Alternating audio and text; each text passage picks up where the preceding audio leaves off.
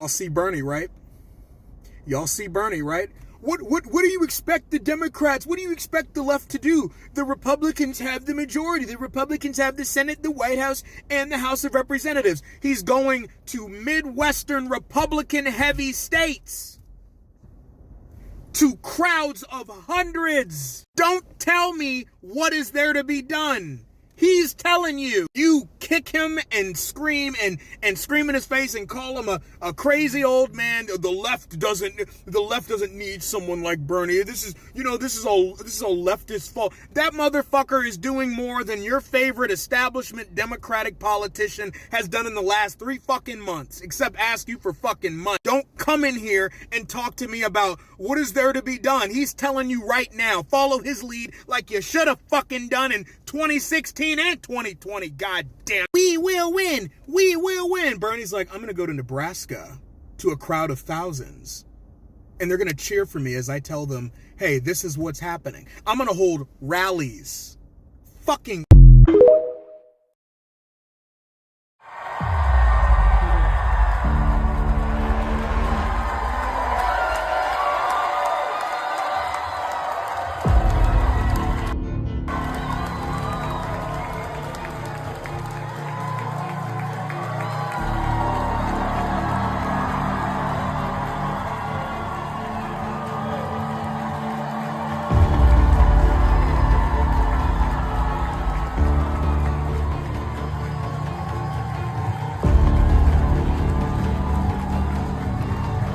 Thank you, Omaha.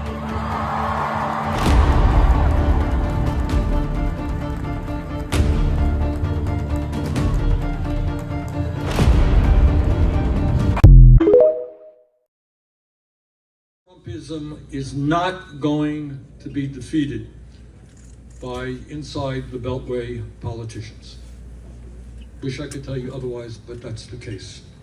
Trumpism will be defeated when millions of people in Iowa and in Vermont and in Nebraska and in every state in this country come together in a strong grassroots movement and say no to oligarchy, no to authoritarianism, no to kleptocracy,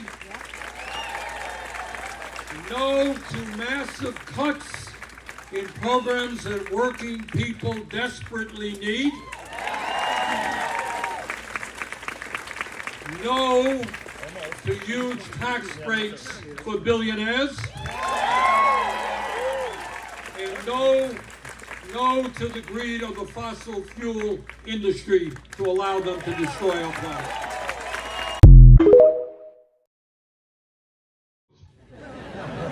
A little bit uncomfortable, there I was.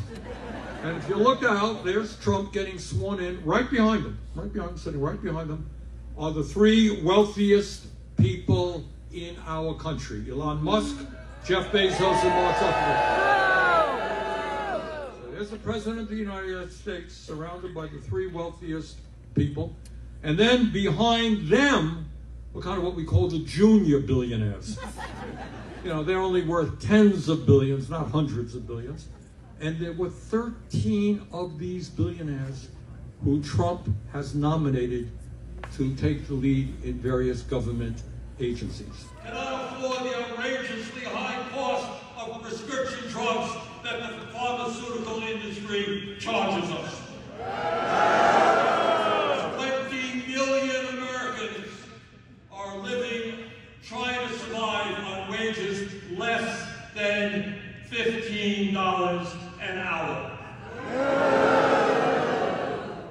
25% of our senior citizens are trying to live on incomes of $15,000 a year or less. Can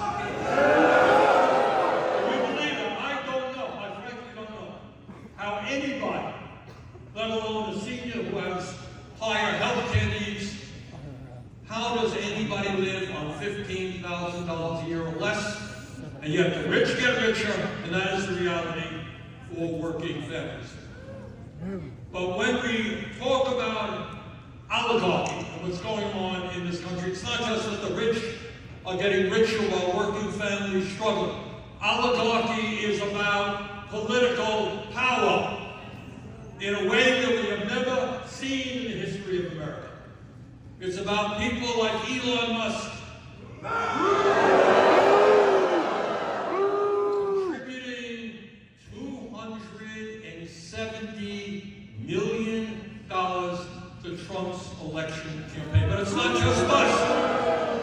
It is not just Musk, and it is not just Republicans. Billionaires contribute to the Democratic Party as well.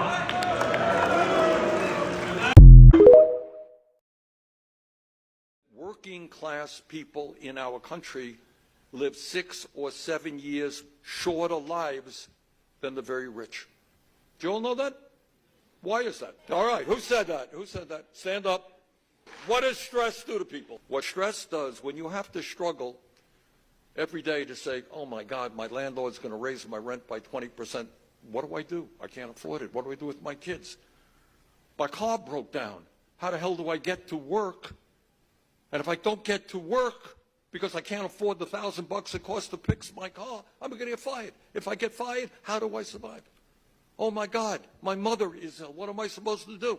She can't afford her prescription drugs. How do I pay for that? All right, my kid got sick and I'm working. How do I take off of work to take care of my sick kid if I'm going to get fired?